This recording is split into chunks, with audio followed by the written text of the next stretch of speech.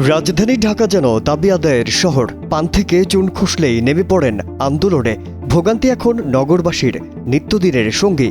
দাবি আদায়ের চেয়ে মূল লক্ষ্য ঘোলাটে পরিবেশ সৃষ্টি। এমনকি পুলিশের সঙ্গে ধস্তাধস্তিও করতে দেখা গেছে। কখনো সচিবালয়ে ঘেরাও, আবার কখনো প্রধান উপদেষ্টার বাসভবন। এভাবেই যখন চলছিল তখনই ঢাকা মেট্রোপলিটন পুলিশ সব ধরনের সভা সমাবেশ নিষিদ্ধের বার্তা দিয়েছে।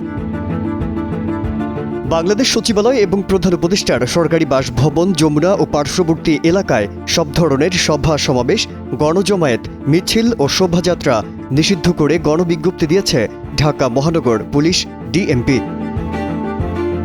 বৃহস্পতিবার ডিএমপি কমিশনার শেখ মোহাম্মদ সাজ্জাদ আলী স্বাক্ষরিত এক গণবিজ্ঞপ্তিতে এ নির্দেশনার কথা জানানো হয়।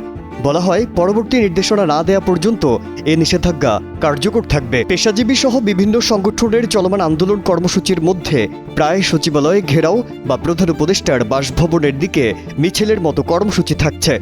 আন্দোলনকারীদের থামাতে গিয়ে লাঠি পেটার পাশাপাশি জলকামান ব্যবহার করছে পুলিশ।